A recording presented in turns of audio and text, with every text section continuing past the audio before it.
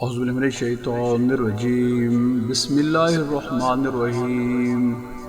صلی اللہ علیہ یا رسول اللہ، وسلم علیک یا حبیب اللہ۔ کجای شام حیودی کجای،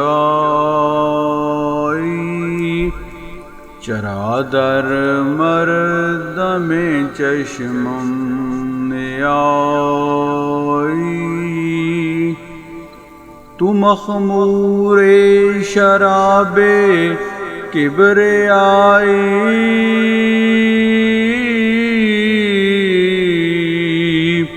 تو منظور جناب مصطفی۔ آپ کہاں ہو اے شاہ محی الدین، آپ کہاں ہو؟ میری آنکھوں کی پتلیوں میں کیوں نہیں سماتے ہو؟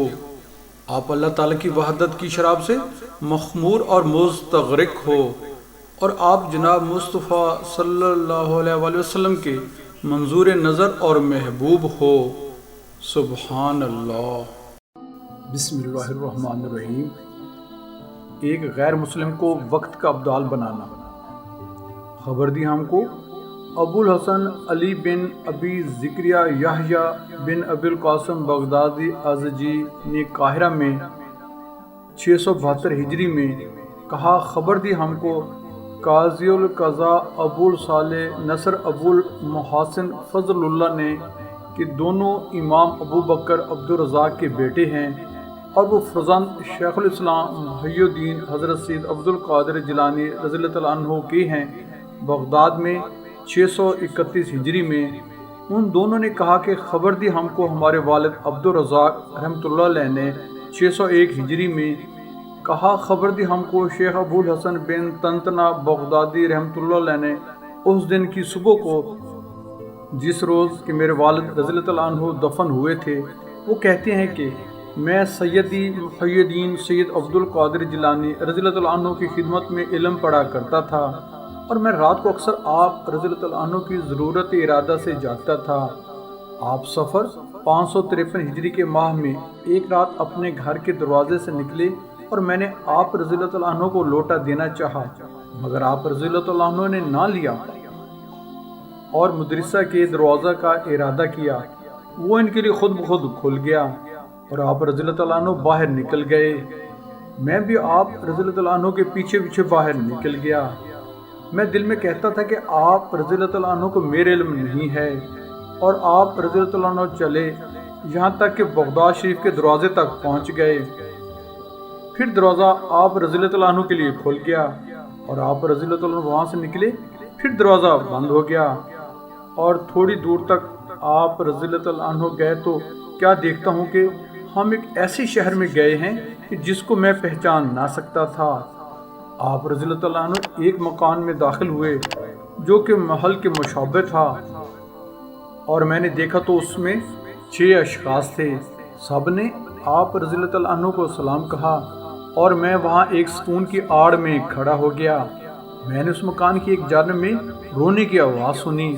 تھوڑی دیر بعد وہ آواز بند ہو گئی، اور ایک مرد آیا اور اس طرف گیا جہاں سے میں نے وہ نرم آواز سنی تھی۔ پھر وہ نکلا، بحال یہ کہ اس نے اپنے کاندھے پر ایک شخص کو اٹھایا ہوا تھا۔ ایک شخص داخل ہوا جس کا سر ننگا تھا، اس کی مونچھوں کے بال لمبے تھے۔ وہ شیخ رضی اللہ تعالیٰ عنہ کے سامنے بیٹھ گیا۔ شیخ رضی اللہ تعالیٰ عنہ نے اس کو کلمہ شہادت پڑھایا، اور اس کے سر اور مونچھوں کے بال کترے، اس کو ٹوپی پہنائی، اور اس کا نام محمد رکھا۔ سبحان اللہ۔ اور ان لوگوں سے کہا کہ مجھ کو حکم دیا گیا ہے کہ یہ شخص اس مرحوم کے بدلہ میں مقرر کیا جائے۔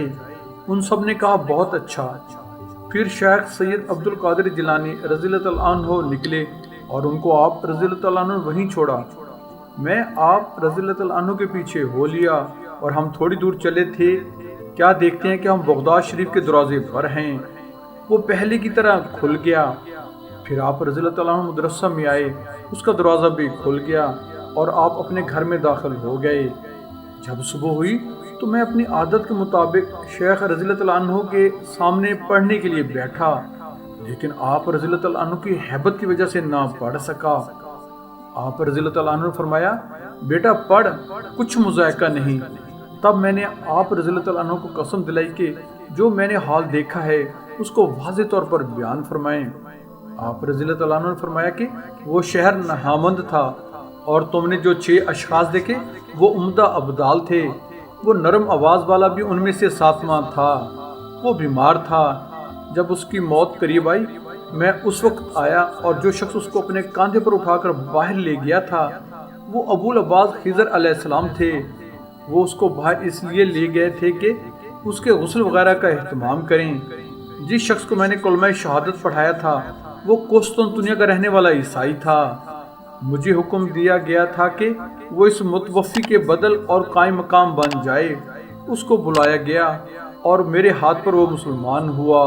سبحان اللہ۔ یہ اقتباس حضرت امام ابو الحسن شتنوفی الشافعی رحمۃ اللہ علیہ کی کتاب بہجت الاسرار سے لیا گیا ہے۔